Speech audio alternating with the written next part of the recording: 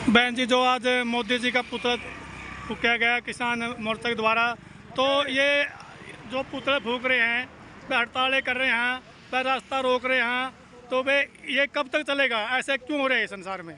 ये बात ये है कि ये जब तक चलेगा जब तक पूरी जनता जागरूक नहीं होगी, सभी जनता एक तिरंगे के नीचे अपनी समस्याओं को नहीं लेके आएगी, सारे झंडे एक जगह इकट्ठे नहीं होंगे, जब तक किसान, व्यापारी, मजदूर, महिला, सारे संगठन, सभी जनता, यानी हम ये कह सकते हैं पूरे भारत की जनता एक जगह होकर अपने हकों के लिए नहीं लड़ेगी, तब तक यही बार बार होता रहेगा। क्योंकि बार बार हर संगठन लड़ रहा है, अलग अलग दिशा में लड़ रहे हैं, हर एक व्यापारी अलग लड़ रहा है, कर्मचारी अलग लड़ रहा है, किसान संगठन अलग लड़ रहे हैं, मजदूर संगठन अलग लड़ रहे हैं। तो मेरी ये राय है, यदि इस भारत को, इस हरियाणा और उचाना को बचाना है तो इन समस्याओं को तिरंगे के नीचे इकट्ठा करके लेके आइए और एक साथ जनसंपर्क बढ़ाइए और जनसंपर्क बढ़ा के जो हमारे काले अंग्रेजों ने हमारे ऊपर कब्जा किया है इनको उखाड़ फेंकने का काम करें। संसद और विधानसभा के अंदर अपने नए चेहरे जो इलाके की आवाज़ को समझे, इलाके की आवाज़ को, दर्द को, दुख को समझे, उन लोगों को विधानसभा और संसद भेजिए ताकि वो आपकी आवाज़ विधानसभा और संसद के अंदर उठाए और वहाँ से आपका निवारण होगा। घर की बहिर काका लिखनिया,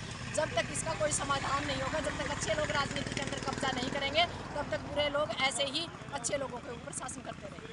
बहन जी, सरकार कह रही है बेटी बचाओ बेटी पढ़ाओ, लेकिन हमारे देश के अंदर बेटियों पर और लड़कियों पर, बहुओं पर, सभी पर अत्याचार काफी मात्रा में बढ़ रहे हैं। इसके बारे में क्या कहोगे आप? सबसे बड़ी बात यह है कि सरकार को हम पूछना चाहते हैं, 13,13,000 2019 से 21 के बीच में संसद में एक आंकड़ा पेश किया गया, 13,13,000 महिलाएं गायब हैं, उनको धरती खा गई, आसमान निगल गया।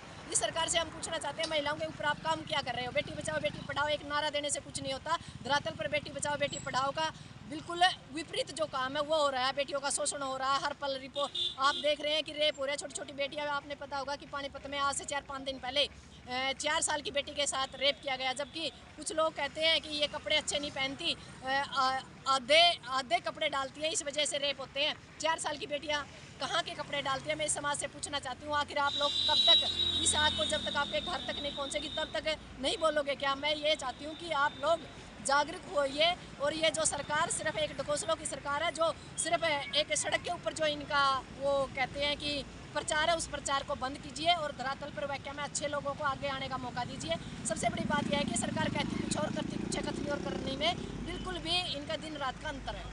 बहन जी, जो हम यहाँ पर MLA और वे MP चुन कर भेजते हैं, वे हमारे देश के किसानों की, मजदूरों की आवाज़ क्यों नहीं उठाते? इसका बारे में क्या कहना है? उसकी बात ये है कि हम गरीब लोगों को या मजदूर तबके के लोगों को वहाँ नहीं भेजते।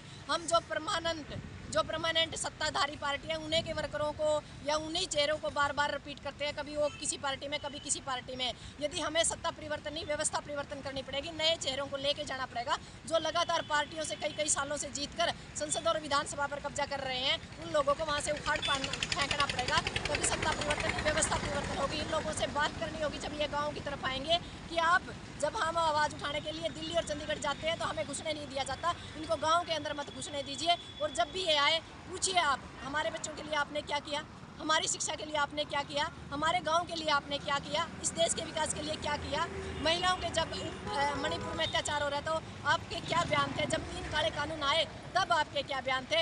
हमें हर मकसद पर, हर पॉइंट पर हमें बोलना होगा, इन लोगों से सवाल करना पड़ेगा, इन लोगों से जवाब मांगना पड़ेगा, तब जाके ये लोग कहीं ना कहीं हमारे प्रति जवाबदेही होंगे। नहीं तो ऐसे ही हमें लगातार वोट लेंगे और हमारे वोटों का गलत इस्तेमाल करते रहेंगे। बहन जी, 2024 इलेक्शन आ रहा है, तो उसमें आपका जो किसान यूनियन है, क्या रुख रहेगा आपका? हमारा रुख यही रहेगा कि यहाँ से उन चेहरों को हम आगे भेजें जो लगातार मैदान पे, सड़क पे लगातार लड़ रहे हैं, जो समाज की आवाज़ उठा रहे हैं, जो जनता की भलाई के लिए अपना सब कुछ त्याग करके सड़कों की लड़ाई लड़ रहे हैं। हम चाहेंगे कि उनमें से कुछ लोग संसद और विधानसभा जाएं ताकि वहां से हमारी आवाज़ें गूंजना शुरू हो। सड़कों की आवाज़ें विधानसभा और संसद के अंदर गूंजना बंद हो चुकी है।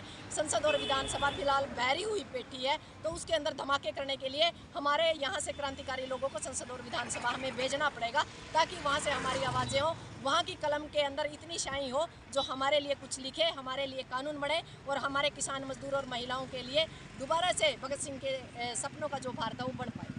बहन जी, 2024 इलेक्शन, उसके में आप जनता को संदेश देना चाहते हैं? मैं संदेश यही देना चाहती हूँ कि आप किसी पार्टी को वोट ना दीजिए, सिर्फ चेहरे को वोट दीजिए जो आप लोगों की आवाज़ उठा रहा है। आप अपने इलाके से एक चेहरे को आप ये मान सकते हैं पंचायती उम्मीदवार बनाइए, ताकि और उसका खर्चा मत लगवाइए, ताकि वो कल आपके काम को कर पाए। उसको गिरवी मत रखने दीजिए, आप उससे शराब मत मांगिए, आप उससे पैसा मत मांगिए। यदि आपने कुछ भी लेना है, जो सत्ताधारी पार्टी है उनसे लीजिए और वोट का सही इस्तेमाल कीजिए। यहाँ से एक नया चेहरा, वो लोग जो लगातार आपकी मांग रहे हैं, आपकी आवाज़ उठा रहे हैं, आपके हकों के लिए लड़ रहे हैं, उन लोगों को